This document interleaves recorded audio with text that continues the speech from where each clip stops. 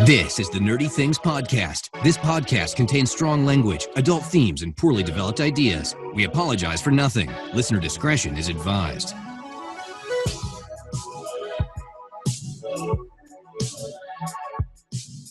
Hello, everyone. Welcome to episode 57 of the Nerdy Things Podcast. I am one of your hosts, Kevin. I am joined, as always, by Jules. Hey, Jules. Hello. And by Tim. What's going on, Tim? Hey, Kevin. Hey, Jules. What's going on? Trying to stay out of trouble. Just buried under like 12 feet of snow. Looking for my car. Again with the snow. It's just continuous, huh? I'm looking outside right now. 12 feet's fairly accurate. Wow. Yeah. That's wild. Did y'all do any like nerdy things this week? Whoa, I said the thing. Yay. We're starting it off well. Any nerdy things that y'all did really this week that's of note? So I found a new to me game that apparently is 5 years old called RoboCraft, which I don't know if either of you have ever played it. No. Yeah. It's a free game where you build robots and fight them with other people. And it's really super cool. You as you fight, as you play, you get more blocks and weapons to build better and different things. I'm in. I'm hooked already. So it's like a computer game. It's not like you got some parts and you're going to go down to your local GameStop and fight Battle Royale style. No? I wish I could. No. Okay. I mean, I was playing Fortnite and I just realized I don't like it. So I wanted to find something else. Blasphemy. And Fortnite is not for me. I'm admitting that I'm old. A little early here on the news. This isn't something that we're going to talk about, but they have Fortnite coming to mobile now. Yeah, I heard. Would you want to play that? Cross-platform? Absolutely not. No. Oh, all right.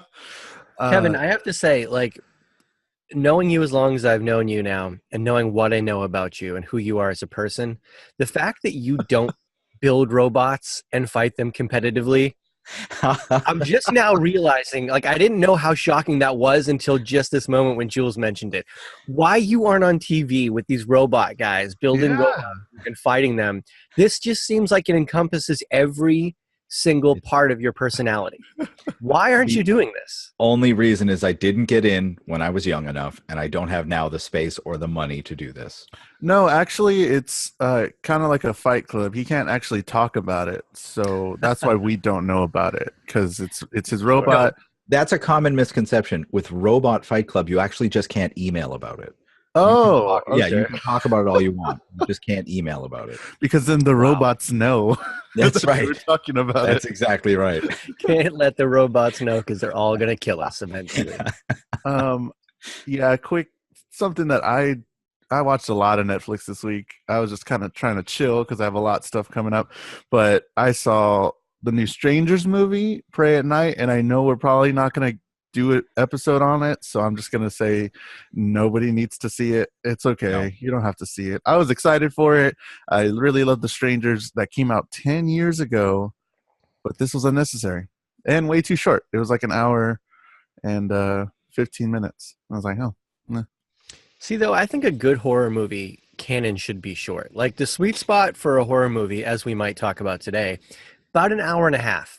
If you get too much longer than that, you get into extraneous detail and plot things that are unnecessary. If you go too much shorter than that, then there's maybe not enough story. But an hour and a half-ish, I think, is a sweet spot for a horror flick. Which I definitely agree with you, but this had zero story. That was like anything at all. So it was just like took long to kill, spoiler alert, almost everybody. But whatever. That's something that I went to the movies and I got a pretzel and popcorn. Any nerdy things you got going on, Tim, this week? Is changing diapers nerdy? Ooh. Well, only if she has some nerdy things merch on. No? No, not yet. How big is that? Unfortunately, our merch store does not make anything that will probably fit her for like another 6 months, but all right. It's coming.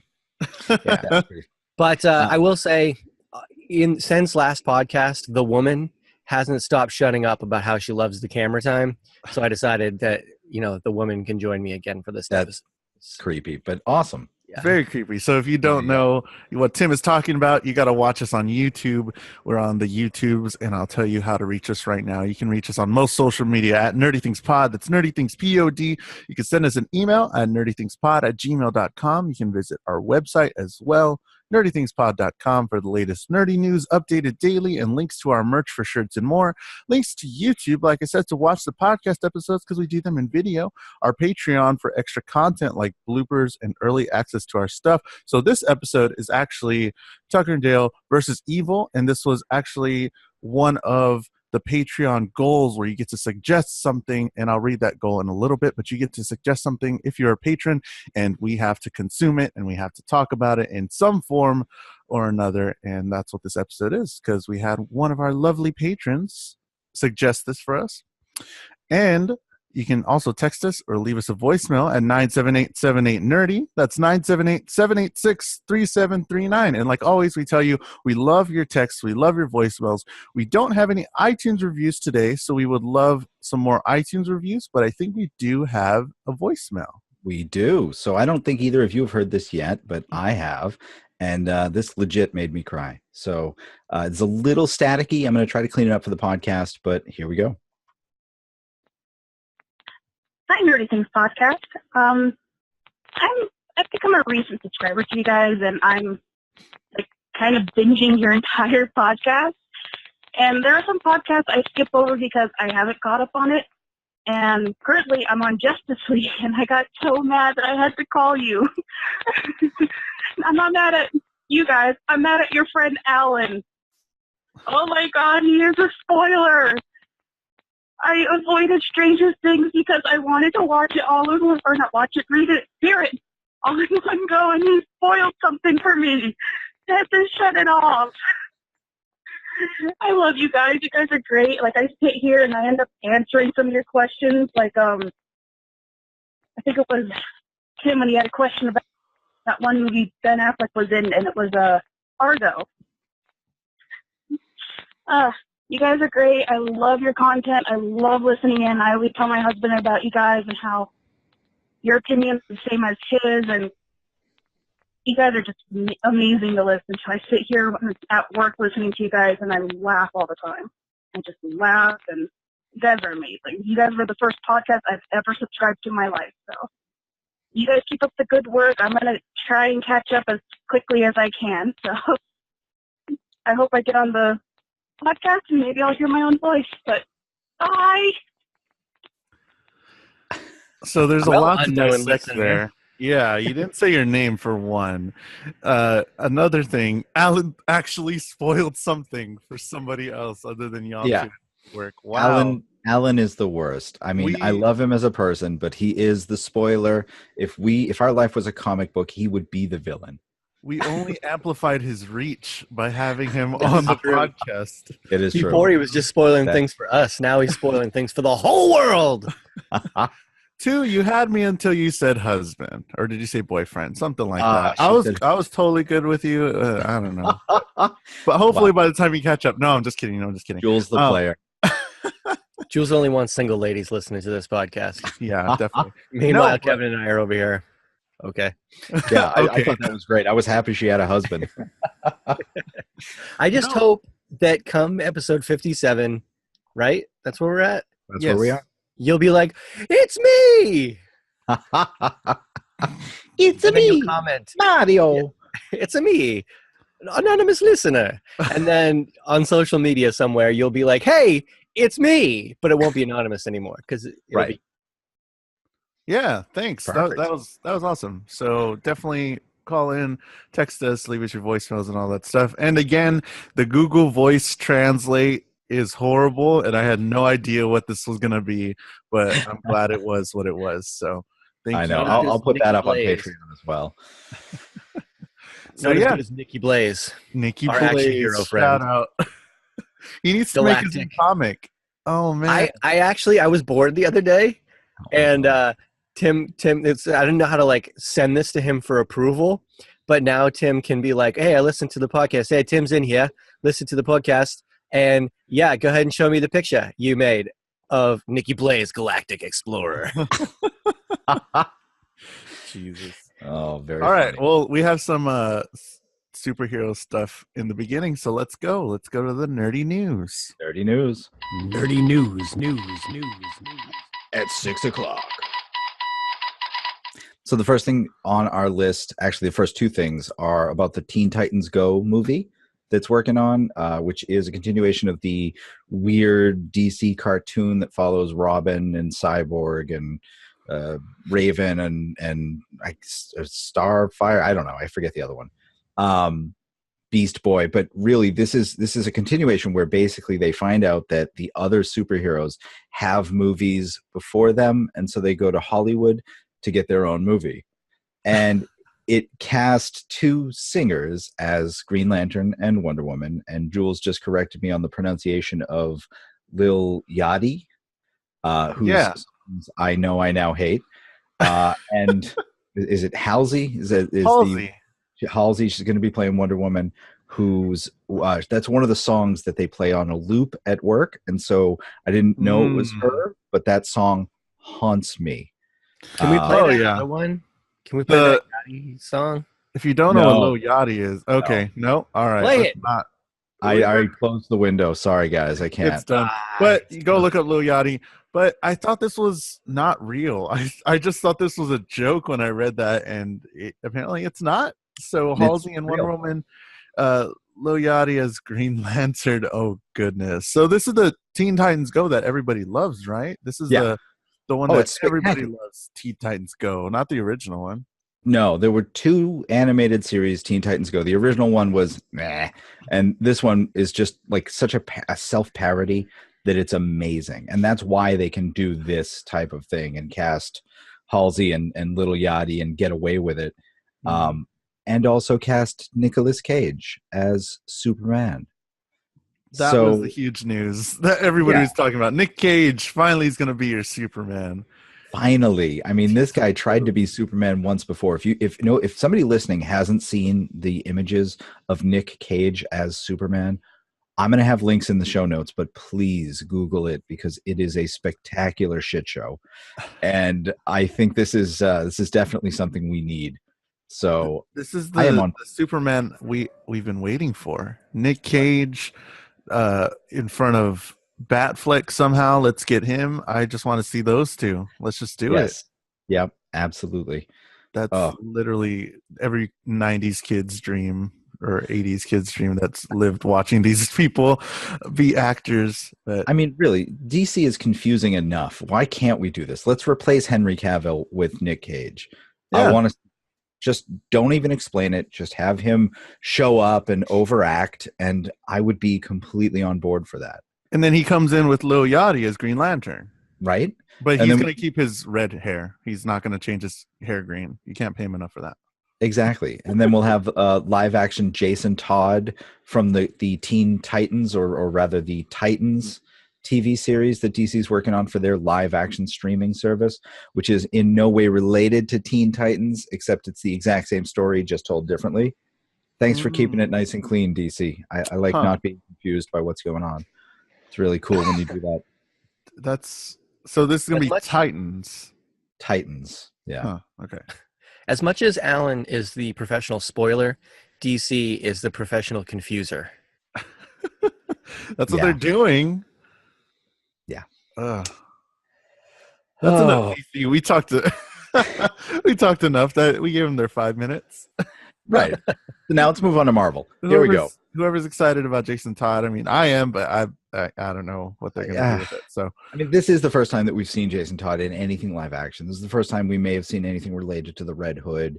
If you're a comic fan, this is fine, but better than that, at least I hope so, because I haven't heard it yet, is Marvel's Wolverine: The Long Night debuted. The first 2 episodes on Stitcher Premium there. Like I said, haven't heard it, but I'm waiting for this fall. It's going to go wide. And I'm just excited that we're getting more and different ways to consume awesome content. Yeah, I don't even know how or why Stitcher Premium. Why should I get Stitcher Premium? I'm not too sure. I don't think they have any commercials for this. So I don't know. But yeah, I guess Stitcher Premium, you get other stuff. But if you want to get Stitcher Premium and listen to Wolverine: The Long Night, which is the podcast that they said they were going to release, the first 2 episodes are out there. and then they're going to have some more episodes later on and release those to the public, hopefully on iTunes and Spotify, because Nerdy Things podcast is on Spotify. Yeah, we are. Marvel news continues with Black Panther has passed $1 billion, which is not a shock. I am not surprised with how quick it got there, but I'm excited to hear that. So that's really cool. $1 billion. How many Marvel movies in a row have gotten to $1 billion? Isn't it a couple? In a row? Did Ragnarok get to $1 billion? Didn't Guardians get to $1 billion? Sure. I honestly don't even know, but that's something we can check. I know Probably the last just those Avengers three. did. Was the Civil War directly before that? I think they're like, I might be mistaken on this, but I feel like it's 3 or 4 in a row have hit $1 billion.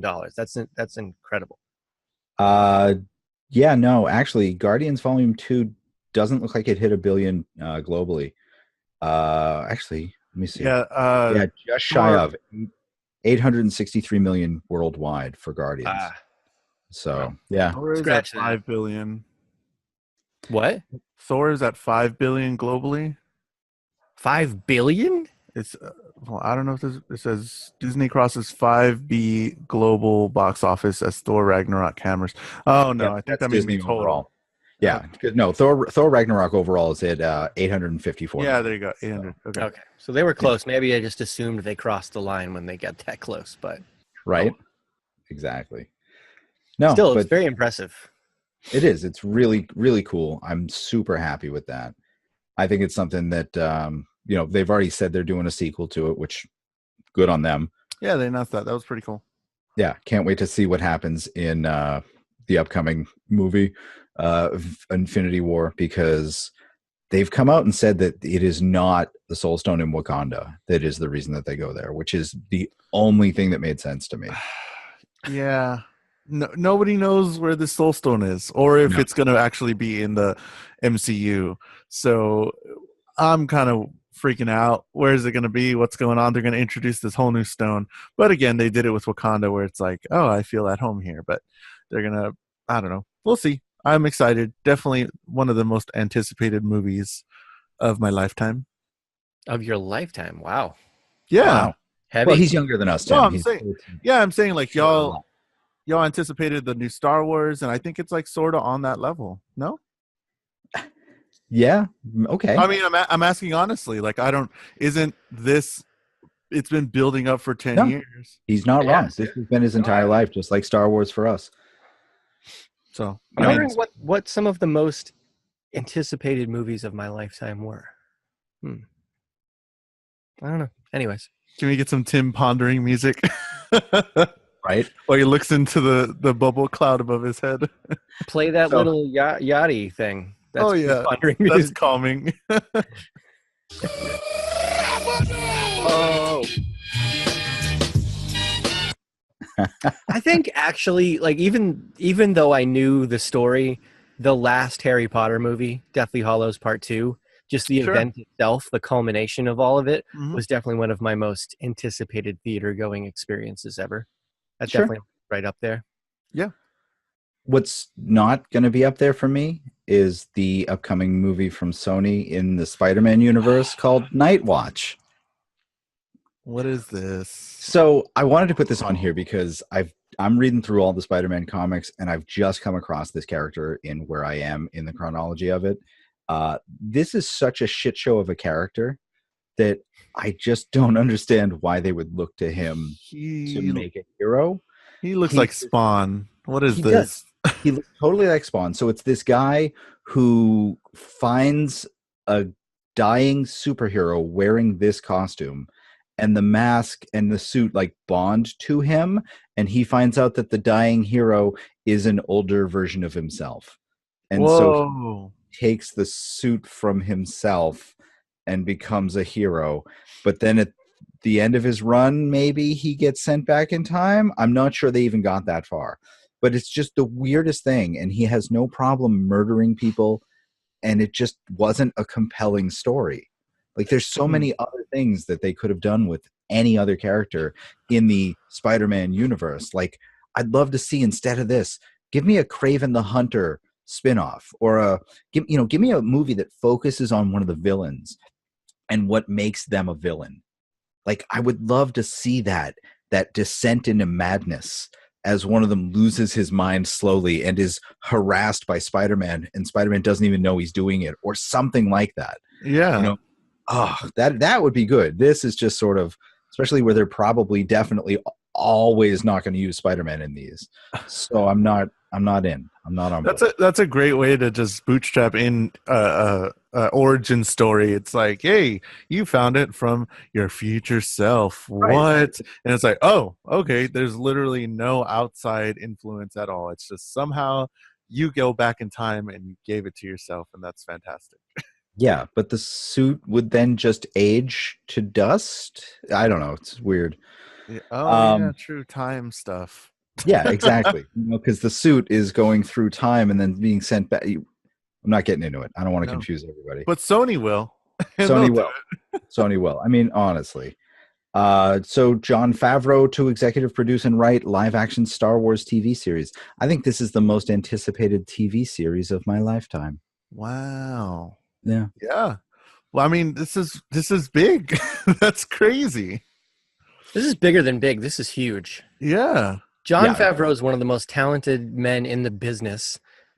I've talked about this many times before. Everything the guy touches is gold. He is one of the key drivers that started the whole MCU. Yep. They owe it to him and to Iron Man. Basically, that's what got this whole thing going. If he hadn't made that great movie, none of the rest of this billion-dollar stuff would have happened. And everything he touches in between here and there, it always ends up turning into gold. If he gets his hand on Star Wars, the depth that he'll take this to, the excitement, I can't wait.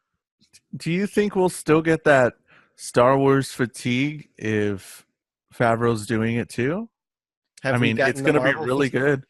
No, I'm just wondering. Because that's what the talk is.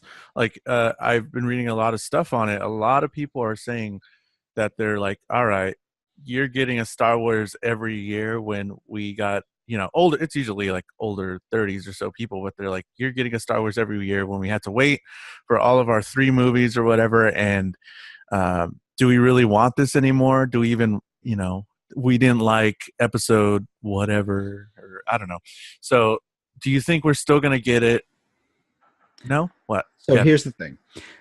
Every Star Wars fan knows what it's like to ignore the movies that you hate. Trust me on that, because the prequels don't exist. This is just the same thing. This is more of the same. So anyone that's a Star Wars fan can just ignore what they don't like. It's perfectly fine. You don't want fatigue on a series is directly it directly correlates to the quality of the product. People are tired of DC movies. Why are we getting another DC movie? Why are we getting another? Why? Because they suck. We're getting 3 Marvel movies a year right now. Nobody's tired of them. Not a single person. The last one made $1 billion because they're good. So if the Star Wars movies continue to be good, and I think a lot of this talk comes from the fact that there's a large faction of people out there that felt like the last Star Wars movie was for some unknown reason not good. So that's where this comes from. But if you're in the right camp and you saw that movie for what it was, a spectacular piece of action, outer space sci-fi, then you're like, no, bring me more. Jon Favreau, one of the best guys out there running the show, bring me more. Absolutely. No question about it. Oh, yeah. He just started The Orville, and where he wrote and directed the first episode of that. So, I mean, that's the best Star Trek thing we've seen in forever. So I'm on board with that. I feel like he's going to pull a J.J. Abrams and go from that to Star Wars and just make it awesome. We are getting at least this. We're getting, I think, at least one other TV show, and then another separate series of movies, all set in the Star Wars universe. But they're all going to be, that's the thing with Star Wars, is it encompasses such a broad universe that we don't have to, like Marvel, have everything happen in order. We can do prequels, and we can have something set 10,000 years ago. We can have something set on one planet.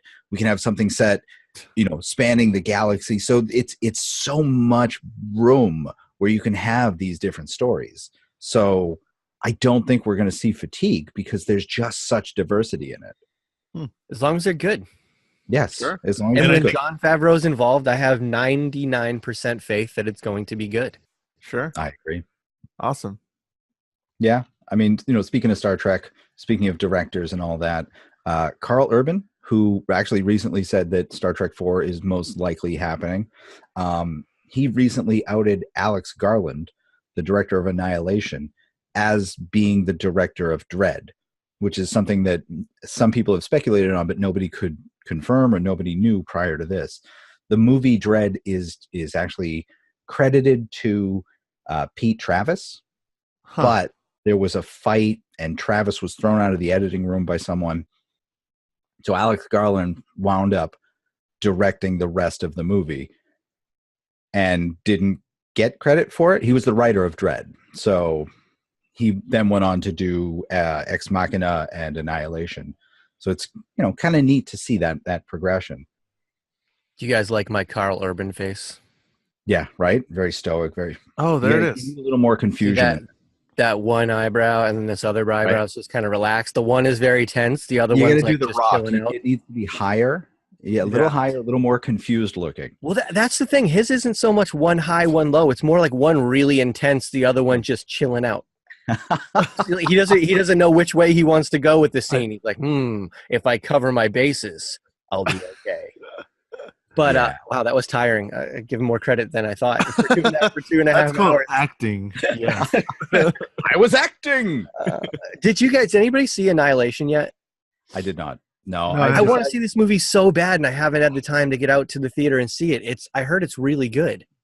I've heard such mixed reviews on it, and I've heard that from people I respect, I have heard things that make me believe I am not going to like this as much as I would like to. And so I'm going to wait until I can see it at home so I can be angry and pause it and vent and yell and talk to Jenny while we're watching it instead of seeing it in the theater where I will ruin everyone else's experience. So I'll go with you and we can yell together. When we yell, nobody can say anything about it. If it's just one guy, then everyone in the audience can be like, why is that person yelling? Shut up. But if it's the two of us, we should plan it so we sit like in opposite rows, like opposite sides of the theater, and just yell at each other so that people don't think we're together until we start talking about it. You're right. His body of work is actually pretty solid. I mean, direct Ex Machina was awesome. Hell yeah. Annihilation, again, I'm hearing pretty good things about. But if you think about it, Dread was that kind of movie too, where in the theater it didn't get a lot of good press, and then all of a sudden when it got released and was more accessible, it became this cult classic. Did any of you guys see? I'm looking back, and he wrote a movie in 2010 called Never Let Me Go. Did anybody see that? I didn't. I've never heard. I had never heard of it, but the cast is pretty darn good. I mean, Carey Mulligan, who's been in Oscar caliber films, Keira Knightley. Keira Knightley, and then Sally Garfield. Hawkins, who was just in The Shape of Water. Yeah. In retrospect, that's a power pack cast. I might go back and check that one out. Looks interesting. Cool. I'll have to look into that. What I'm not going to look into is the new Scientology TV station that just launched on Monday. What? No. The slogan is definitely "We're not here to preach to you." Oh no, wait, that's just what they keep saying. But they are definitely just here to preach to you. Oh boy, when I went to LA, I think on like the big strip, they had a huge just Scientology building going straight up, and I was like, whoa, oh, this is the thing. And then it looked really nice inside. I almost went inside to check it out, but I knew I would never come out, so I didn't. So do you think you don't have that enough money to buy your Yeah. like the Mormons have, like, part of their religion is you have to go out and do I forget what they call it, but a mission. But you have to go out and basically knock on doors for I think a year. It's part of yeah. So and then you hide. Do you think any of these young kids who's supposed to be doing their mission have ever thought about, why don't we pool together and just spend our money on a TV network, and then that would count? Because we're getting inside people's living rooms. We didn't even have to get past the door. We're already inside their living rooms. Do you think that's what Scientology is thinking about? That's probably what it is. And there's probably Scientology podcasts out there. And there are. I'm sure there is. Don't come to us. Nope. We don't want none of that. I mean, I'm not really on board with Scientology. We've talked a little bit about it before. I have read the science fiction novels by L. Ron Hubbard. They are adequate. But basically it really does sound like the entire tenet of the Scientologist movement. Just, it's a weird science fiction book. But you know what? Just like them, we're not here to preach to you. I just think it's weird that we're moving into this realm where this group can have a TV station and it doesn't have to cost them anything and they can broadcast to anybody. This is where we've reached peak streaming.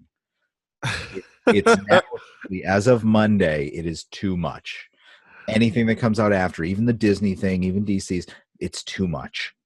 I mean, I'll get the Disney thing, but it's still too much. Yeah. Oh, what if Scientology had their own like Netflix style thing, but they have some good content on there? Nope. $5.99 a month. No, they won't. They'll buy Hulu. What if they buy Hulu? The Tom Cruise catalog at your disposal, all the 24 hours a day. Everything by John Travolta. Everything by Will Smith, but he's not a Scientologist. We just have all of his movies for some reason. Yeah, major cuts done to them though. Major cuts. But yeah, it's Saturday night. It's Saturday Night Fever.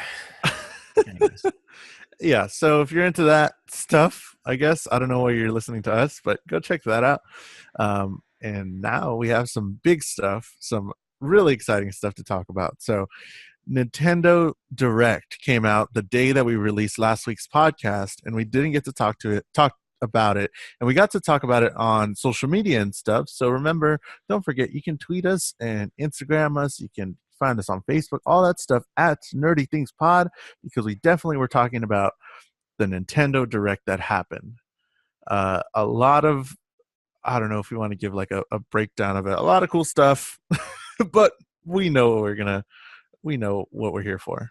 This was an action-packed, outside of the big announcement, this was a pretty action-packed Nintendo Direct. A lot of these things can just have small nuggets, and you think that when we're, 2.5 months away from E3, that you weren't going to get a lot of big stuff, but they announced a few new titles, and really the thing that I love is big support for older titles. So Splatoon is getting like a whole new batch of weapons and maps and stuff for free, and then there's a whole finally their first paid downloadable content with a big single player campaign, which is something that fans have been asking for a long time. Mm-hmm. You also got more support for ARMS, and then new games like Mario Tennis, which we talked about last week. I'm stoked for Mario Tennis. And they showcased a lot of new features. They talked about Kirby, the classic launch title from Mario from the GameCube, Luigi's Mansion, getting an updated look on the 3DS. Captain Toad Treasure Tracker is getting a port from the Wii U to the Switch this summer. Crash Bandicoot. Hell yeah. Crash Bandicoot, the enemy of Mario. Go back and Google old Crash Bandicoot commercials from the 90s, and they just dumped on Nintendo and Mario. And look, now everybody's one big happy family. You got Sonic, Crash, and Mario on the same console for the first time ever. That's a big thing. I love that. That's great. Octopath Traveler, which is a new RPG from Square Enix. They did a big beta test on this, a free beta test a while back, got a lot of feedback, and that's finally got a release date. There was a lot of positive talk about that. Dark Souls Remastered. The hits keep on coming. But Kevin, am I missing something? WarioWare. You're missing something. No, I don't think you are. No. I think we're missing. That's it? That's pretty much everything, yeah. Why, Tim? Do you feel like you're missing something? Well, I thought that they announced a game that everybody thought, Smash Brothers! Oh, no! Yeah, Whoa. Exactly. That I'm 100% on board with. I'm going to buy a second Switch just because. Just because you can. 2 screens, dual screen it. But boom, boom, boom, boom, boom. I'll just have one in each hand. It's going to be amazing. How amazing was that trailer, though, when they're just like, it's just super chill. Just like super chill, and then it's like, Yep. oh shit, what's going on? It gets Man. real intense real quick. Yeah. So Greatest bait and switch ever. The direct is over. They pulled the Steve Jobs. They said, "Oh, we've just got one more thing," and then they're showing more Splatoon 2 Inklings, which is that whole scene was a play on the first time that they announced Splatoon. That was how that trailer started, and then all of a sudden, from over the shoulder of the Inkling is the frickin' Smash Brothers logo on fire with all of these characters that are ready to destroy this Inkling. It's the most violent turn on a little place. It's like, here, welcome to the team. Welcome to the Switch. We're gonna beat the shit out of you now. So there's a couple of crazy things about this announcement to me. One, the fact that we haven't heard anything about Smash Brothers to this point. Yeah. This was 100% secret. Last year at E3, we knew that we're getting a Metroid game, and everybody's like, well, it probably won't come out in 2018 because there's no way they can get a Metroid game that ready. It's like, well, you don't know how long they've been working on it. Who knows? They talked Pokemon. Oh, that might come out in 2019. There won't be any big title in 2018. The only thing that might happen is if they do it in 2018, it could be a port of Smash Brothers from the Wii U like they did with Mario Kart, but then we haven't heard about it yet, so that's not going to happen. Well, then it's probably going to be another 2 or 3 years if they need a new Smash Brother because it takes time to work on it. Hey, fans, you have no idea what's going on in the background. You have no idea how long anybody's been working on it. So just because they announce something at a certain time, and this is proof of that, you have no idea what the production cycle is post-announcement, okay? But not only that, so we have heard nothing, and they come out, not only do they say it's Smash in 2018 this year, but the assumption is that if that happened, it was just going to be a port. This was a new logo. They didn't really say it's a new game, but this is a new logo. And with all of the hype that this created, I don't think there's any way that Nintendo would let this hype build from now until E3 and then come out and tell us it's a port. This is a new game. This is a new Smash Brothers game coming out this frickin' year. Within 10 months of when it's announced. Unbelievable secret keeping. I didn't even know this type of secret keeping was possible in this day of social media. Unbelievable. Well, I mean, the NASA has kept it from us that the Earth is flat, but this is number there you go. 2 on the list. It's close second to that. Okay. So something that's really cool. You saw some shadows of all the characters. You saw a close-up shadow of Mario, and then you saw a close-up shadow of Link, and people are freaking out because it is the Breath of the Wild Link. So we're going to see the first new Link character in the Smash Bros, and it's pretty awesome that it's going to be Breath of the Wild Link. Yeah, just more proof that it's not a port. I mean, really. Definitely. I mean, it could be because they've updated characters in the past, but this is a new freaking game. Everything hints to this being a new freaking game, and I could not be more excited about it. On Instagram, we basically got a lot of one-word reactions. I don't think people had what it took to muster sentences. They were just like, yes! Tim Zinn was like, heck yeah, or something like that. I think we got a couple, maybe 1 or 2. No, we got a nice, just lots of exclamation marks and one word. Like, I'm in shock right now. The reaction was overwhelmingly positive on social media for this. Everybody was going nuts. Yeah, on Twitter, everybody was talking about it, sharing the Smash trailer, all that stuff. I mean, it was the second biggest thing to happen in between last episode and this episode for us. Yeah, biggest. We did talk about real quick, little hint as to what might be coming in the future.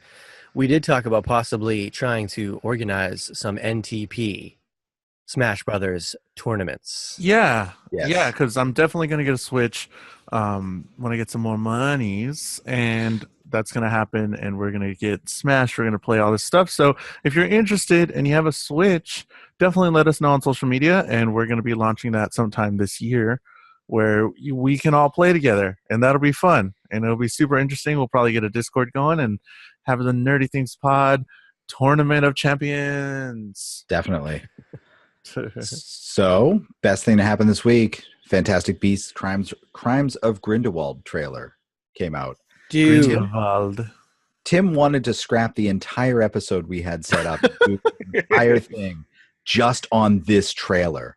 I had to tell him no and then punch him 17 times before he'd agree to go back to this. So we've dedicated a small portion of the podcast to just this 45-second long trailer or 2-minute long trailer. It's 2 minutes. It's like 1 minute and 50 seconds. 56, okay? in Tim's honor. So, Tim, squee for the first 12 minutes of what we're doing here then. This was amazing. Yes. I was so excited when I heard a few years back that we were getting a new series of Harry Potter movies or movies set in that magical universe, because I think that J.K. Rowling has crafted this tremendous world that has so much depth beyond the books that we already got. And then I heard it was going to be Fantastic Beasts, and I'm like, this guy's a textbook writer. How interesting can this be? But it's J.K. Rowling. I'm excited. And then as the movie, was coming out, we're going to walk through Newt Scamander's world. Like he's just a zoologist. And the movie came, and it was a lot of fun. It was a visual treat. The special effects were really awesome. And I liked the story, and it was a good setup. I think part of it was I loved it, but what it was a setup. We introduced us to the world at this time. They brought us and introduced us into the United States magical world and gave us some of that backstory, and then we get introduced to Grindelwald. So then it becomes clear where this story is going, and that's when I got really excited. So then I see this trailer, and there's so much more wizarding happening. Like wands, using cool magic, fighting and opening holes into the ground, and we get to meet Dumbledore, and so much happened. So just so much wrong. So there's students. It's everything. So yeah, the first movie was definitely something. They were just definitely setting up the story, and it did feel a little weird because we weren't used to it. To me, there was a lot of exposition in the beginning because it did have to set you up for, okay, this is this time frame, this is where you're at for the wizarding world, because this was like an original story that we're seeing for the first time. And it also did introduce you to a ton of cool and fun characters that they're almost all going to be back for this next movie, and I'm totally okay with it. And it just, like, I don't know, this trailer definitely, like you were saying, definitely showed more wizarding stuff, but that's definitely what I think we wanted and what we needed, because the first one was like kind of wizard light. Like that was Wizarding World light, because it was a lot of cool imagery of his animals, all the that was super fun and stuff. That was a new take on this Wizarding World, but we want some more wizard fights. You know what I mean? We want some more wizard duels and stuff like that. So. And we want the good versus evil. You know, I mean, sure. That's what makes the Harry Potter series so special, is this whole good versus evil. And I mean, prior to Voldemort, this was the most evil guy. And even at the end of the trailer, right before they flash the title, the Deathly Hallows just shows in like a puff of smoke in the cloud. I mean, that got me fired up. But there's just a lot of things that happen. Jacob Krakowski is back. I am genuinely curious to see how they bring him back into the fold and how much of his memories still exist. I'm really, really curious about that storyline. I love it when I go into a movie and I'm already super curious about a very specific side storyline. That gets me really pumped for what the overall thing can represent. Oh, he was so excited to go on this adventure, and it just sent chills down my spine. I loved his character. Yeah. I'm pretty sure they put him back in, or I don't know if that was their thing from the beginning, but I'm sure they put him back in because the fans loved him as a character. And we're like, no, don't get rid of him. Just leave him. Come on, just keep it going. And it's like, okay, yeah, we'll put him back. He'll have his memories back somehow. And we get to see our first look of Lita Lestrange as Zoe Kravitz plays her, and I've been a big fan of a lot of stuff she's done so far. Ezra Miller's back, which is another storyline that I'm really curious. How is this, guy gonna play into this story with what he's been through and all that kind of stuff? Very interesting. Yeah, we saw him in the cast photo when they released the full cast photo a couple months back, and we're like, Ezra Miller again? Like, what? He's in this movie? Okay, and then now he's in the trailer, so it does definitely show that they're going to do something with his character, and how he might contribute going forward. We'll definitely see. And we got a little more of Grindelwald, because last time I think a lot of people were put off by the Grindelwald appearance, partially because it looked kind of cartoony and just his pronunciation. It harkened back to a lot of what Johnny Depp has done over the last 15 years, which has been Jack Sparrow reimagined, in several different incarnations. But when you see him in this carriage or whatever he's riding in, and he's clearly been in Azkaban or some other similar prison, probably being downtrodden by the Dementors. His hair is grown and straggly. He's almost very Sirius Black, out of the third movie. Sure. You see that kind of look, that lost soul look in his eyes. And we know that Johnny Depp has the depth to portray that kind of character. So I hope that's where he goes with this, as opposed to the Jack Sparrow, Mad Hatter kind of portrayal that people are scared of. Yeah, and I love that we're still getting some of the animals, because we see Baby Groot at one point running across the floor. There's a seaweed dragon monster that someone's riding. So, I mean, I think they're sort of staying true to the thought of this spin-off while giving us the wizard battles and Hogwarts and all of that, like going to class and taking tests that everybody loves about the Harry Potter movies. So speaking about that, speaking about Hogwarts, a lot of people had a problem, and because we're big Harry Potter fans, that they apparated onto Hogwarts grounds. Mm-hmm. And that's supposedly said, according to Hogwarts history, that's not supposed to be able to happen. Right. So there's definitely not. People were saying, no, it's not a true movie. What are you doing? You're changing canon. There might be an explanation. If there's not, I'm maybe sad, but that's just the way it goes, man. It's magic. Theories it doesn't already have to have rules. Go ahead, Tim. Okay. No, it is magic, and it does have to have rules, and that's what makes J.K. Rowling so great, is she's established the rules and followed them thus far. And she wrote this. Except for the big crack when you apparate. That's gone. But that's a sound effect. It's a minor thing. Yeah. But she wrote the screenplay. So here's my theory. A lot of the protections, I think, that exist in Hogwarts in the present that we know about, Dumbledore, I think, is responsible for quite a bit of that. Sure. Dumbledore is just a professor at this point. He hasn't had his, 50-year run as headmaster where he puts a lot of magical protections, things that other wizards hadn't dreamed of or can't do. That might be pre-Dumbledore's protection. So maybe at this point in time, you can apparate into Hogwarts. I mean, that's the thing, is that's why I say there's magic. There doesn't have to be rules. I do agree with you. But there are ways around it. There could be a special dispensation. It could be that magic was put in place by the people that are apparating in.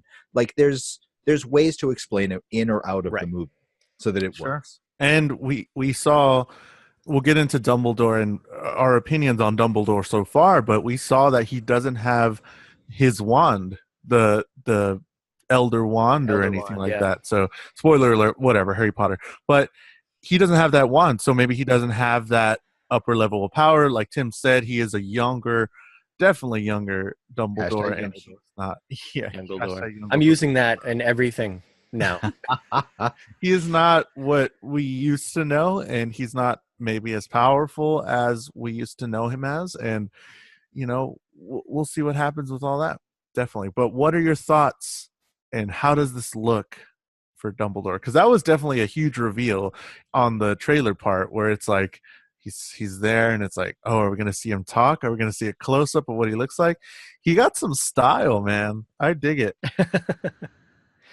He can definitely go to South by Southwest with me in Austin in a couple days. Yeah, that was the first thing that I noticed. Actually, was we're used to Dumbledore in the long billowing wizard robes.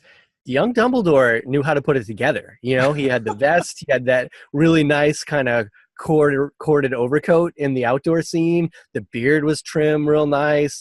Dumbledore is making it work, no question about it. That dreamy teacher, that where it's like, oh, all the girls are like, oh my god. Yeah, I definitely feel that, and I would probably be like that too if I was in his class. But yeah, we got to hear him just kind of, I don't know. I really hope they translate his wisdom and his, old man charm somehow. And I feel like he's just super chill about a lot of stuff. And I definitely can feel that a little bit from the trailer. And I hope they translate that well, because I just picture my Dumbledore as just like, oh yeah, go with the flow, man. Let's just do it, Yeah. Well, the first thing we get from him is they're asking him about, hey, you're making plans with Newt. We know it. What can you tell us? And in a very Dumbledore fashion, he's like, I don't know what you're talking about. He kind of doesn't follow rules very well. Yeah. And it's just that whole, Dumbledore thing where he's like, I'll entertain your questions. I'm probably not going to answer them, and I don't really care about the consequences. So it was very much that scene where Fudge, or not, is it Fudge at the time, when they come for him and they're going to take him to Azkaban, and then he flies away with the Phoenix in his office. Oh no, it's still Fudge, because you've got, what's her name, Dolores Umbridge, and so the Aurors are there, and they're like, Harry's trying to take the pressure off him, and he goes, no, it was me. I told him to do it. And like, well, that's a confession. We're gonna take you to Azkaban. Like, this is where I was worried that you thought I might come quietly, and then just gets the hell out of there. Like, I'll entertain all of this charade, but there's nothing you guys can do about it. So just bring it on. So this is kind of the precursor to that kind of thing, where they're trying to get information out of him. He's like, yeah, come on, let's talk. I'll talk about anything you want to talk about. You're probably not going to get what you want out of me, and I don't really care. This is amusing because you have no power here. Yeah. This is my house. Even though it's not my house yet, it's still my house. But when he said he can't, at the end of the trailer, he said he can't go against Grindelwald himself or something to that extent. Is that because of their connection? Are they going to get into their connection? What are your thoughts on that? Yeah, I think he can't attack his friend. And I think that's as close as we're going to get to an admission that there's a relationship between them. I just think that it's, they've said they're not going to get into the nitty gritty details of how much they love each other, whether they love each other, whether anything has happened, whether it's one-sided, blah, blah, blah. I think we're going to see hints to it, but I think it's just that he knows that, Grindelwald knows him well enough to know what's coming, and he knows that he won't act in a way that's going to mean the end of what needs to be ended.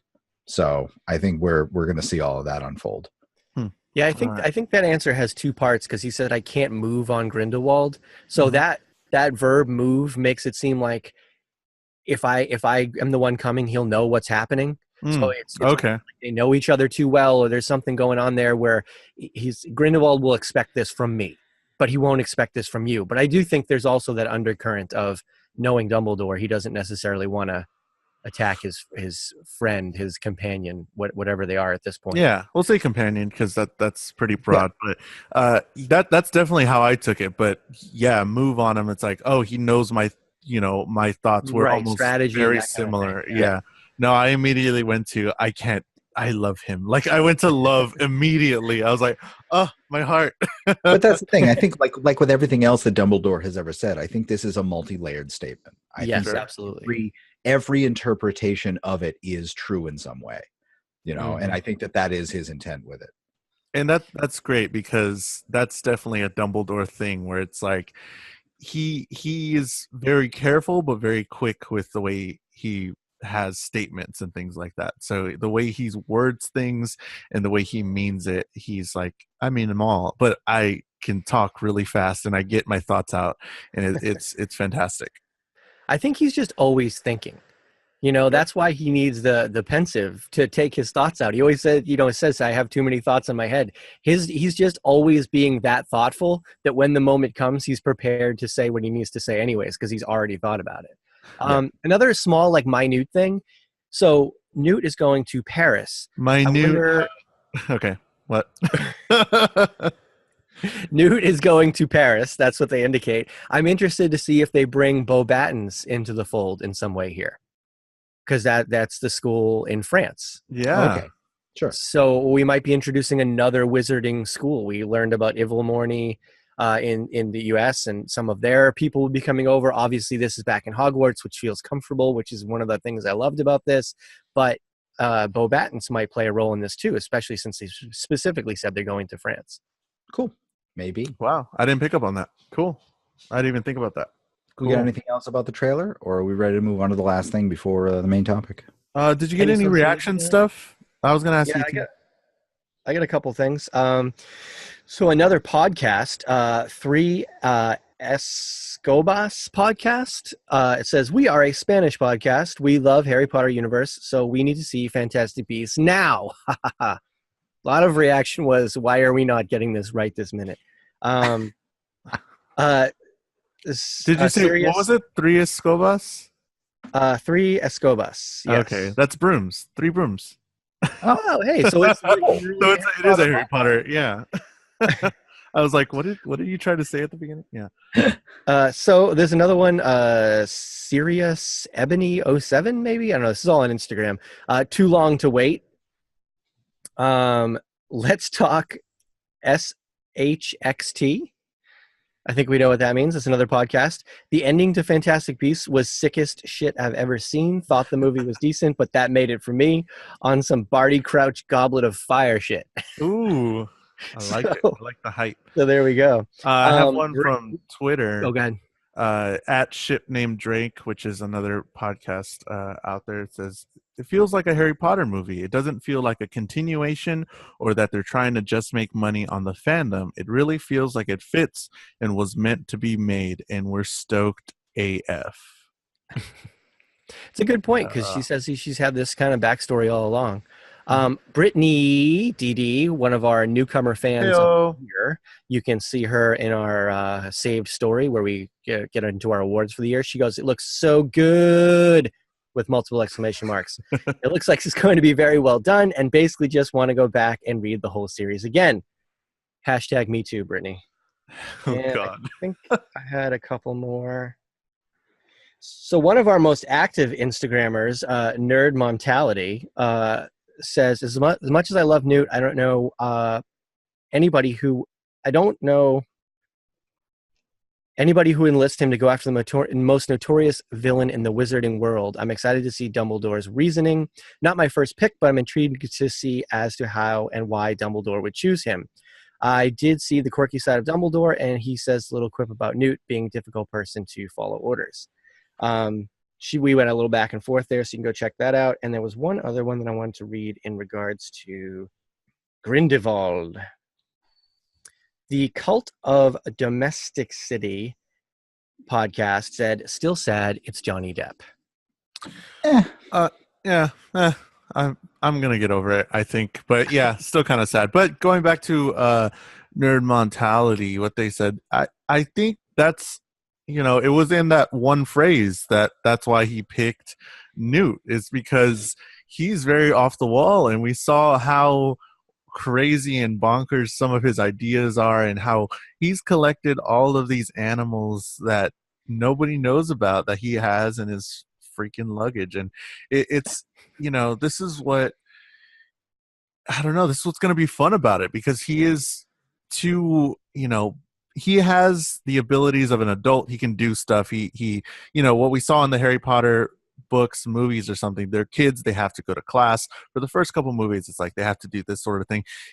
Newt's going to Paris. He's just doing stuff. He's just hanging out. Doing whatever. And it's like, oh, that this is why they're going to follow him, because he has the mindset and the ability to just do whatever he really wants. And that's why I think Dumbledore did choose him, just because he's just like, let's go to Paris. Why not? There's a cool thing I want to see. Is, I think that because we know Newt as the zoologist, the assumption is that's what he does and that's what he's good at.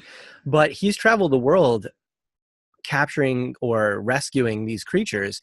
There's a lot that goes into being able to survive in the places and conditions he's probably gone into. He's also created a world in a suitcase. That takes a lot of magic. And let's face it, he not only captured one Obscurus, which apparently is a very complicated task because of how violent they are and because of the magic involved, but spends quite a bit of time fighting off a second one while fighting off who we now know is Grindelwald. Right. So it's clear that his magical skill and ability stems far beyond just being able to talk well with animals.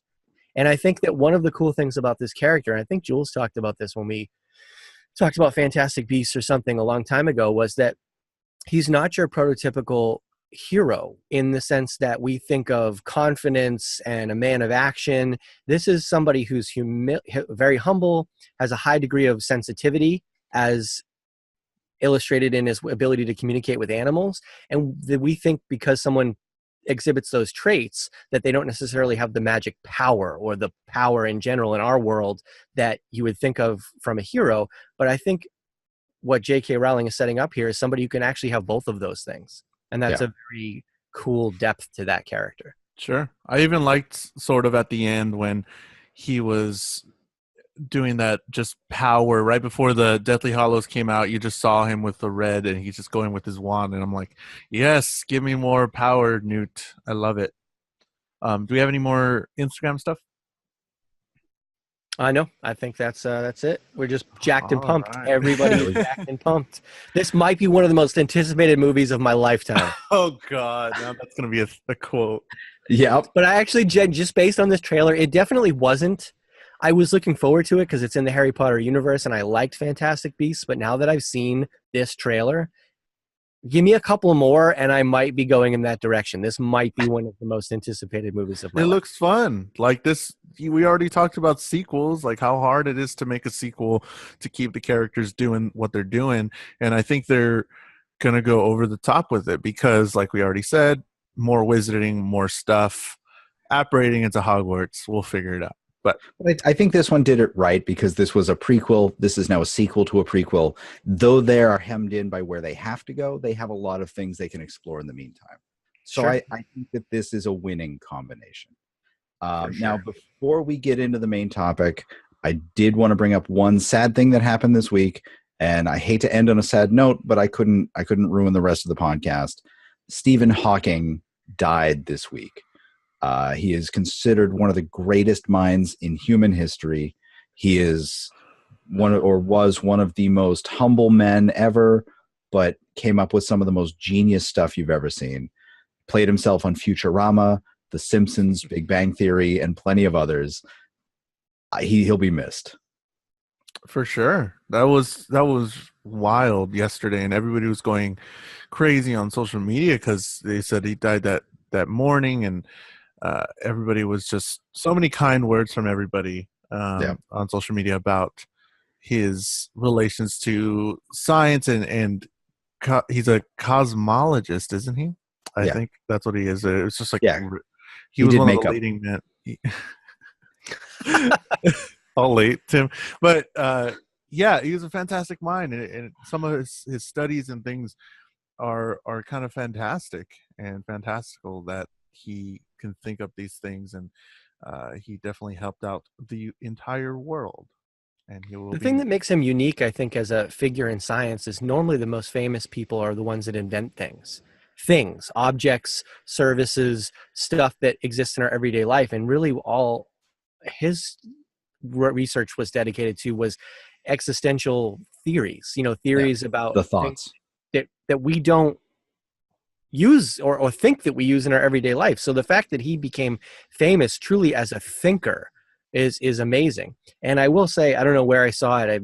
Can't give credit to this person, but it was a tweet or a reply back or something. And they said, well, they gave the guy 6 months to live about 50 years ago. So good on him for making it this long. And, I don't think that's a callous thing to say at all. I think that that's true. I mean, they told him your life is coming to an end, and he made it another 50 some odd years and continued to do great and amazing things. So he lasted 53 years beyond the 2 years they gave him 55 years ago. So wow.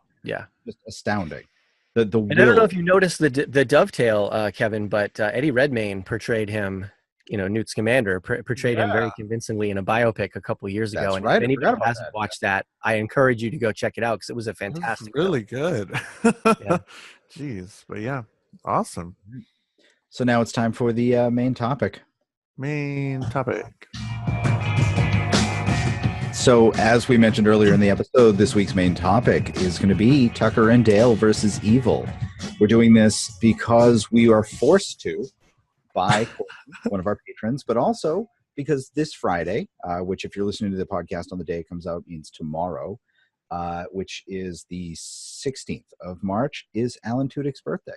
So Alan Tudyk, one of the two stars of Tucker and Dale. He played Tucker and or Dale. So so I wanted to read off from our Patreon how you can make this happen if you want to suggest something to us, and then we are forced to do it. So Courtney is a higher level patron, but this is the one that she used. So it's at $2 or more a month, only $2 a month. You get plus 200 XP, and you get the perk suggestion, the new ability. You get all previous tier perks. That means you're in the Patreon feed with us. You get the episode early. You get a bunch of bloopers, content, and all that other stuff. But you also get the ability to suggest a topic for one or all of the nerdy boys to make content for. We will listen, we will watch, we will play anything you want and talk about it, no matter how much it hurts. So that's definitely something that we have on the Patreon for patrons, and you can definitely do that for $2 a month, and we have to watch anything. And we were very fortunate that this was not a bad movie, but you can make us watch a bad movie, listen to a bad podcast, or make us listen to whatever. Make Kevin listen to more Lil Yachty. You can do that. But that's at the $2 a month over on our website, nerdythingspod.com, and then click the Patreon tab.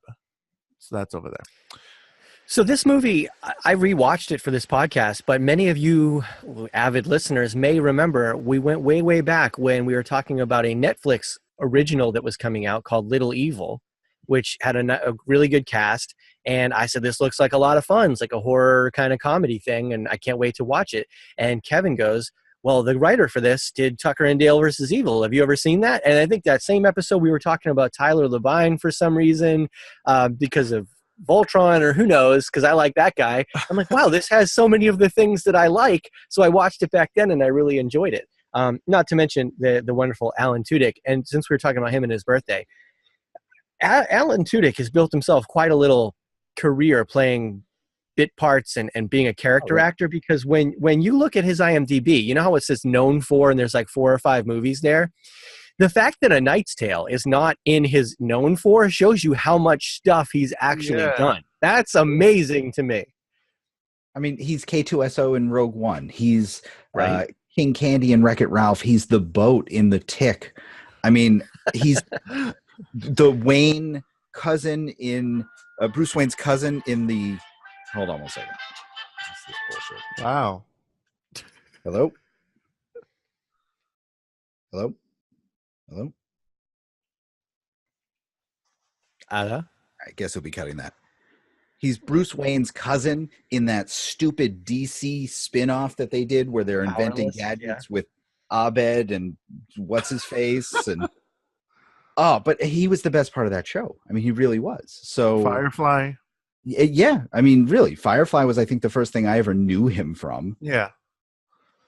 But he's just fantastic. He's a fantastic actor, and he's been in a ton of stuff. And it was super fun to watch him be sort of a hillbilly, because I'd never seen it before this week, and it was pretty interesting. It was a lot of fun. It was a good time. So I don't think we're gonna actually give it a rating, because we didn't for the last movie, but we're just gonna talk about it and express our opinions about the movie. So want to go through the storyline really quick? It's just a funny play on this sort of genre, the horror genre.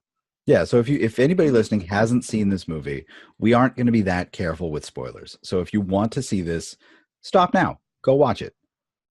And even if it's spoiled, I'm pretty sure you're still going to have a good time watching it. You know what? Frankly, when this movie first came out in 2010, the trailers spoiled just about everything about this movie well before it came out. This movie did very well on a second watch, having forgotten most of what happened, because it was just so entertaining. But a lot of movies, like parody movies like this especially, because Cabin in the Woods did a fantastic job the other way, but this one spoiled itself completely in the trailers. Cabin in the Woods, I had no idea what was going in, but you can see that one suffered for it because no one knew what it was. And no one saw it because of that. But go on, Jules, give us your synopsis of this. Ooh, okay. Oh, man. So, sorry, Jules, no offense. Yeah, no, it's all good. It's going to be really quick. So Tucker and Dale are they remind me of that one book from high school that we were made to read where the big guy kills the bunny. This is why we have Kevin do this. I'm gonna make analogies to animes and shit. No, what's that book? What is it called? Of Mice and Men. Mice and Men. Wait, Lenny and yeah, there you go. But it reminded me of that, but they're a little smarter than that. So them two, Tucker and Dale, they're just they're just trying to go on vacation, trying to do some fishing, but then these damn college kids, them and their tricks, they go. A group of college kids go and try and go into the woods and have fun down there for some reason, because we all do that, I guess. Go to a small weird area and just hang out, whatever. But Tucker and Dale are there in their house, I guess, newly. Oh my God, I'm trying. I'm not as good as Kevin. All right. So I'm sorry. Two guys are in a truck, two hillbillies, and they bought a vacation. I didn't want to go through the whole thing. And they're not in a relationship, and we don't know why they bought a house together. That's kind of weird. But they're on their way, and they see all these pretty college kids. Some are boys, some are girls, but they're definitely in a fraternity, and they get a weird vibe from them. The hillbillies think the college kids are kind of uppity, and the college kids think the hillbillies are scary people. And they meet up at a gas station, and the hillbillies scare them, and they end up in the same place. And all of a sudden, the scared college people think the hillbillies are stalking them, and they start killing themselves by accident because they run into spikes and spears and jump into wood chippers and things of that nature. But then the other college guys think the hillbillies did it, and they also captured the hot girl. And then the hot girl and the other guy get to become friends, and maybe more than friends. And then the sheriff comes, and the sheriff dies. And in the end, find out that one of the college kids is actually part hillbilly, kind of like Baltimore, half muggle. And that's the end. Fucking Chad turns out that he's the evil the whole time because he just goes ridiculous. He goes rogue, and it's ridiculous. And Tucker and Dale don't do anything. They just try. They're trying to help him out. They don't kill anybody.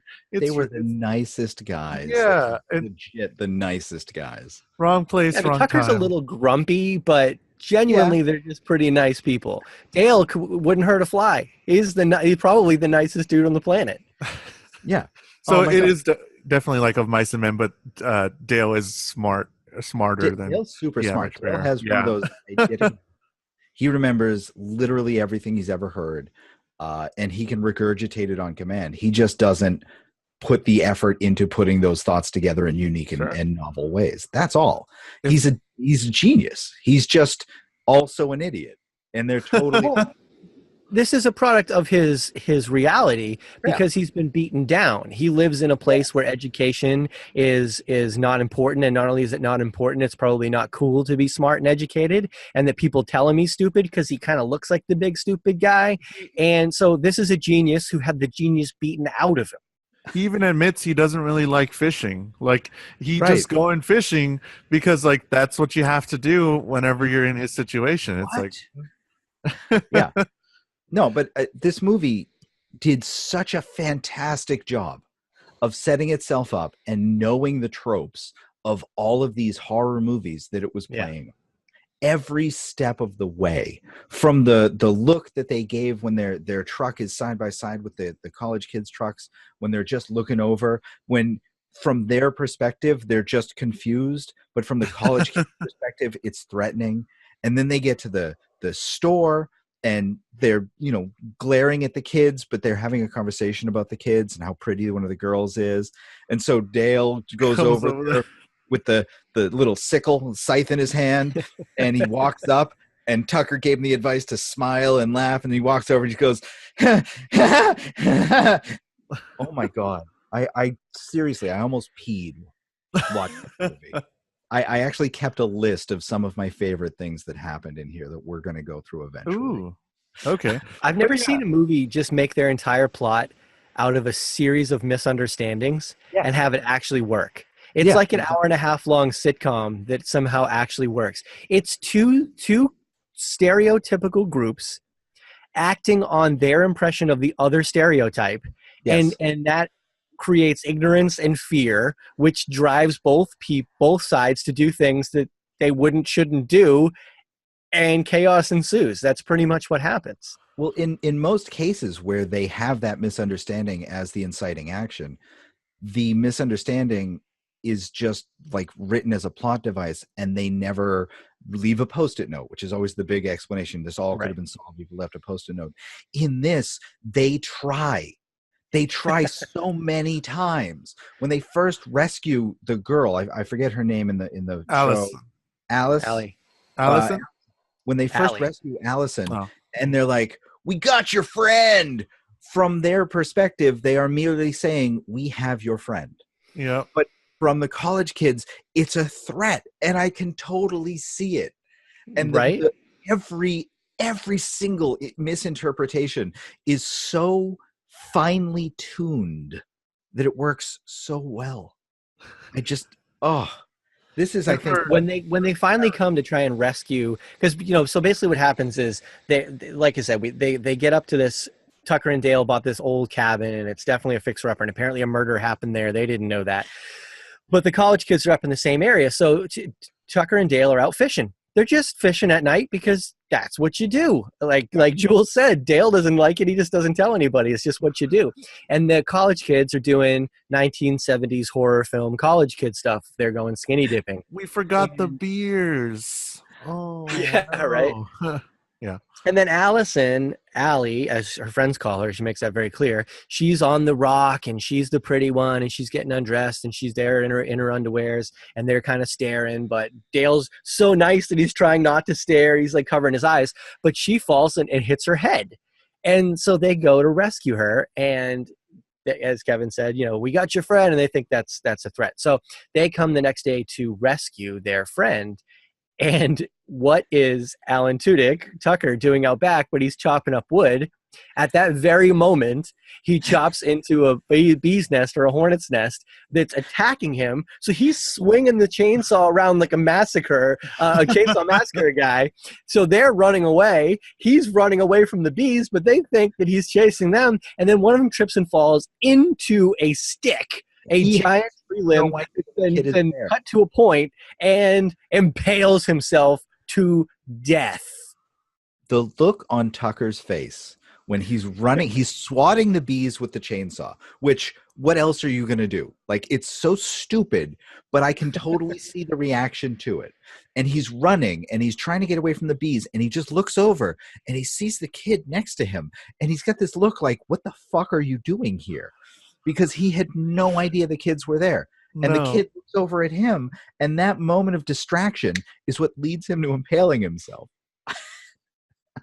I think Tucker going on with Tucker, I think he did the whole movie with a lip full of dip in his in his mouth. Like, I was like, all right, hillbilly, you're just going to do the whole movie with that. That was fantastic. Again, just to play into the stereotypes. Yeah, but then he gets back to the cabin, and Dale and Allie have started a kinship. They've found some common ground, found a little bit about each other. She's a very understanding person, which again makes all the wheels go round in this, because while the big groups are misunderstanding, her and Dale are finding common ground the whole time. But Tucker's like, dude, this college kid just killed himself.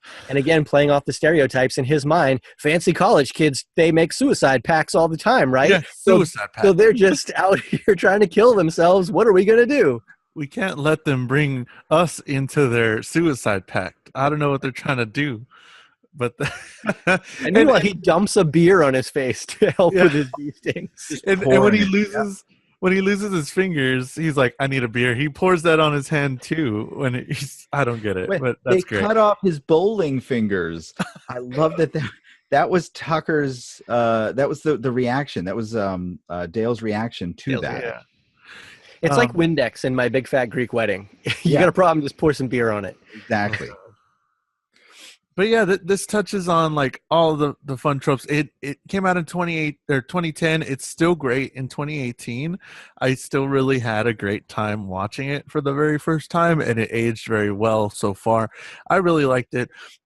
Going into like the production side, it did kind of have like those B movie sort of, I don't know, the cinematography, the way it looks, I think it was done on purpose. And I'm not going to like say it was bad, but it did look like too good for, the cabin looked too good, or the lighting was too good to be in the cabin. And it's like, okay, I can see where you're like trying to get around this, but it was just a fun movie. Like, just don't go in with a serious mindset and you're going to have a good time. and I just really enjoyed this movie. No, and I love when they walk in and you're like looking at all the cobwebs and the dust, and they just go, "It's a mansion."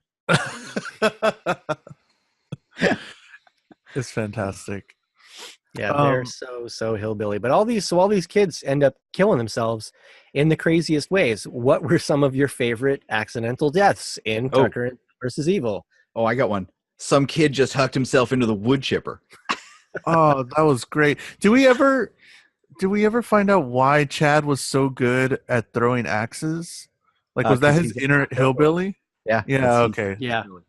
That's exactly what it was. Yeah, because remember, Dale does the same thing at the end too, and he doesn't know that he has that skill, but he's the most precision axe throw ever to cut her out of the ropes. Yeah. Okay, that's what I thought. I was like, oh, okay. I was gonna say the wood chipper because she was tied down by ropes to go get cut by a buzzsaw. Like, that's the most. Is that not the? It's the most damsel in distress stereotypical thing from like old westerns that you ever could have come up with. You're right, Kevin. They played up tropes in the most perfect ways possible. The pretty girl, her midriff was showing, and it's like, oh, okay, yeah. Yeah, I love how she's wearing old clothes of his, but then she like ties it back, and all of a sudden it's perfectly form-fitting, including the pen. Right. They even did at the beginning where they showed like a little glimpse of the movie, and then it's like 3 days ago, and it's like, oh, every fucking scary movie does that. I was gonna say the wood chipper too, because whenever they pull him out, and the police come out and they're holding the legs, and he just drops one leg, and that was the funniest thing to me. I don't know, it was great. But then the police are there, and they go inside, and the police goes in after him, and they're all like, "Dude, what are you doing? Oh they're my gonna God. kill you!" And he's sensing, I think, that there's more to meets the eye here. But he gets in there, and the crossbeam falls on him, and nails go through his skull, and he's walking around with this 2x4 strapped to him by nails, and they're like, "How is he still walking? I don't even understand that." And that was my favorite accidental death there. Because that was foreshadowing. We saw that a little while ago. He looks like he's going to walk it off. He's going to be fine. But of course, because he's inside when that happens, they think that the hillbillies killed him. Yeah. It's continuing on, the wheels going in this big giant misunderstanding. God. Or the one where he just catches on fire. It's just like, don't throw that on him. And it's like, oh, they just made it bigger. It's like, oh, well. And then he just made the whole house blow up. The girl that threw turpentine on the Red Ranger? Yeah. That was amazing. And that other girl, the girl that's just supposed to be the one with the big breasts and the cleavage hanging out, like that's her character. She always gets splattered with blood. Every scene she's in, blood splatters on her, and they did it over and over and over again. When she's on the opposite side of the wood chipper, and the guy's going grinding through, and Alan Tudyk's on one side getting sprayed, and all of a sudden, whoosh, like vomiting, like guts in her face. It's perfect. Hit her, missed her friend, but yeah, she's always wiping it out of her eyes and stuff.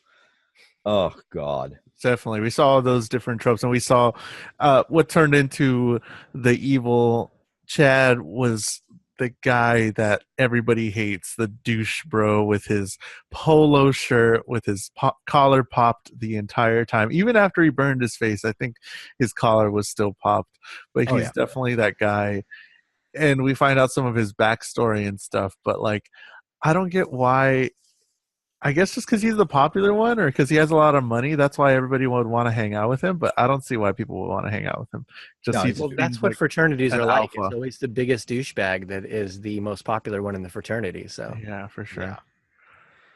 But I loved how he had his own reason for prejudices, and he had his own backstory in his head, and that was that his mom was tortured by the hillbillies, and his dad died a hero or something like that, and that's why he was an orphan. But we come to find out in the end, and again, another great trope of this genre, the big plot twist that he's half hillbilly himself. No. He actually Chad was one of the voices in the original reboot TV series, the animated series. He was Enzo, the little kid. We talked about that 2 weeks ago when we were talking about the redo of that. He was also in one episode of Stargate SG-1. He was Lieutenant J. Hibbard, who was a real douche. He wasn't a real lieutenant. He was an alien. But he was in He was in all of that. Final Destination 3, so he's definitely a most of horror these movie people guy. actually were. If you look through, a lot of the people that were in this are in a lot of the same things. Yes. Like The Killing, a lot of them are in The Killing. A lot of them are in what was the other one I just saw? Ghost Wars, which is a recent TV series. Huh. But I think it's really funny when you watch actors as they're in different things, and you can kind of tell that like that's where they live, and they're shooting these things where they live. You see a lot of crossover between like Supernatural and Mm-hmm. all these other things that are shot up in Vancouver. You see a lot of the same actors over and over again in them because they just live in that area or work in that area. So they're always there. You weren't lying. He is they're a Power friendly. Ranger. Oh my God. Yeah, he was the Red Ranger in it. Brandon Jamie. SPD. Yeah. Wow. Okay. And they're all friendly. They're doing the whole James Franco, Seth Rogen, Jonah Hill thing, but like on a much lower level. Like 3 levels lower.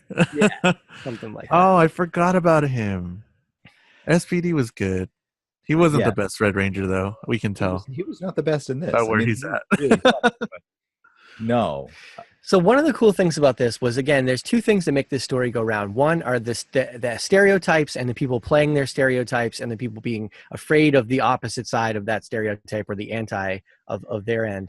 But the 2 characters that play against their stereotypes are the main, guy and girl. You've got Dale, who is the intelligent hillbilly, Yep. and you've got Allie, who's the understanding and sensitive pretty girl. She's not the snob.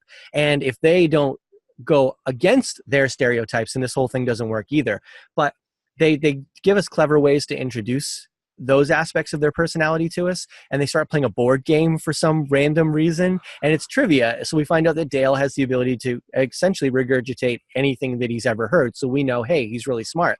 So that obviously plays into his character, but I love that when they give you a bit of information like that and they don't give you a real payoff until the very end, because the actual knowledge doesn't come into play until the very last scene when he throws chamomile tea in the Yeah. face, because there's an ingredient in there that sends certain people into anaphylactic shock. And why would he know that except for his random trivia knowledge? Yeah. He's like, oh, we just got to get his inhaler out the window. All right. Right? So it's just, a 45-minute wait for that payoff, which is brilliant. I love it when they do that in movies. Sure. It's It's fantastic. the whole Drax and nipple thing from Guardians of the Galaxy too. Yeah.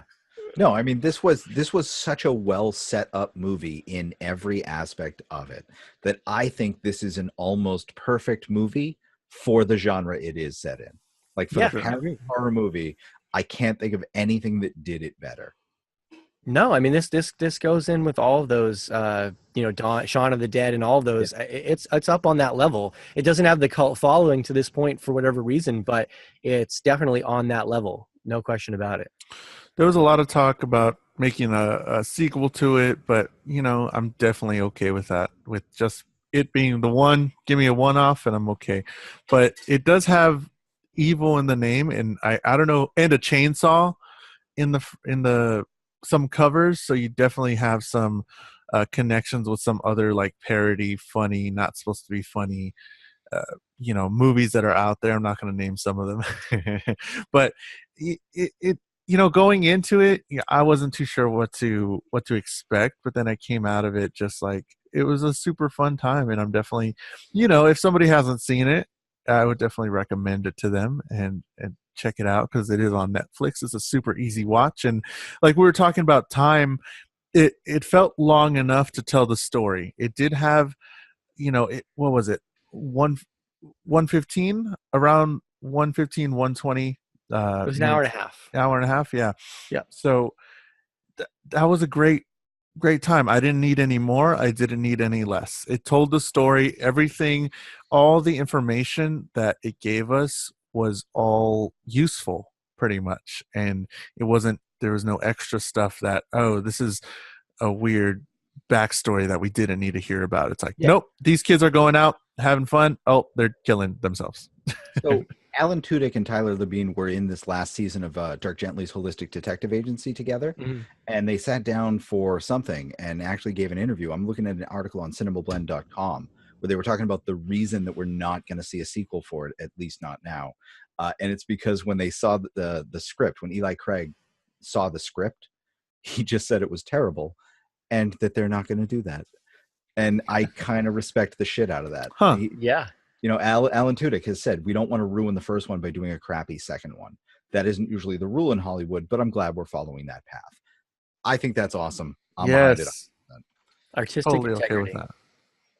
And speaking of Eli Craig, if you liked this movie, or if you see it upon our encouragement and you like this movie, definitely check out Little Evil. I don't think it's quite as good, but it's a lot of fun. The cast is really good. Tyler Labine is also in that one, and I'm this just weirdly big Tyler Labine fan. I everything I've ever seen him in, I've really enjoyed him, and I remember him going back to the late '90s. He was in a few kind of trying to be TV shows. One with Frodo Baggins. He had some stuff back then, but then it took him a while, and there was a show that Kevin Smith directed the first episode of called The Reaper. Mm-hmm. And it lasted for a season and a half, I think. And I absolutely loved that show. And he plays like the best friend sidekick in that show. That's on Amazon, I think, streaming, or Hulu, I forget, but it is free. Obviously, we don't get a lot of closure on it, but if you have a chance to go check out what's available on The Reaper, definitely worth the watch. It's a lot of fun, that TV show, if this is your sense of humor. Yeah, I'm going to give it a shot. That is one I've never quite watched, but it's always sort of been on my radar as something I need to be aware of. The guy who plays the devil in that show, because we meet the devil, and he's a human being, and the guy who plays that is the guy who plays Robin Scherbatsky's father in How I Met Your Mother. Ray Wise, yeah. Yeah, he plays the perfect devil, because he is so smarmy, but so undeniably charming and debonair that he could convince anybody to do anything, but he has secretly behind the scenes the most evil intentions possible. That's awesome. That is the devil. That is my interpretation of the devil. It's somebody who's just, you don't think he's a bad guy, and he can talk you into doing anything until what he wants you to do is to go kill that other person over there, in which case that's exactly what he's going to ask you to do. Awesome. So yeah, I mean, it was a fun movie. The budget was only $5 million. All right, cool. Amazing. That's cool. Yeah. I mean, honestly. So final thoughts, Jules? Good movie? Yeah, definitely go check it out. It's on Netflix. It's super short, an hour and then some change, and it's just like, it's super fun. Definitely no extraneous shots, no extraneous storylines, pretty straightforward, and it's a good time. Thumbs up. Good. Tim? Check it out. It's awesome. Thumbs up. Fantastic. So thank you, Courtney, for suggesting that. We definitely appreciate that and your patronage. And next month, I'm pretty sure you're going to have to, if you stay the same patron level, then you get to suggest something. And if it's good, we'll all talk about it. And if you want something for one specific person, we'll put it on the patron feed. But that's how that happens. We have a ton of stuff on our Patreon. Like Kevin said, last week he uploaded his car crash dash cam video, and it is a must watch. So definitely $1 a month over on our Patreon is all you need to see that, and $2 a month to suggest something to us over on nerdythingspod.com and click the Patreon tab. And the fact that Courtney suggested this hopefully redeems us, and mostly me, because I liked it, unlike anime. Well, she was talking to me. She might have done something Bruce Campbell related, which is why I wore my Hail to the Chief shirt. Oh, for Ash for President today. So. So yeah, you can do all that stuff. Don't forget, you can reach us on most social media at Nerdy Things Pod. That's Nerdy Things POD, and you can send us an email at nerdythingspod@gmail.com. We do get emails, and we love you, William, and everybody else that send us emails about each episode. That's great. Visit our website, nerdythingspod.com, for the latest nerdy news, updated daily, and links to our merch for shirts and more. We do have merch. I might do a Tucker and Dale one because it'll be super fun, but we'll see. We do have old concept art. We have old art for the podcast. We have a bunch of slogans. We have a Pitch Perfect shirt, a Nerdy Things, Stranger Things shirt that has been very popular by everybody, and there's Hey, all that speaking stuff. of the Pitch Perfect shirt, I just want to say really quickly, if somebody would buy that, that would be great, because the one that I contributed, it would just make me feel good. I'm going to buy one eventually, but I watched Pitch Perfect 3 again. Oh, boy. Twice. Whoa. Because you know, my wife's been through a lot over the last couple of weeks, and I saw that it was available on digital. I'm buying all movies digital now. I think I talked about that before. But so I went ahead and bought it, and showed up in our movie library.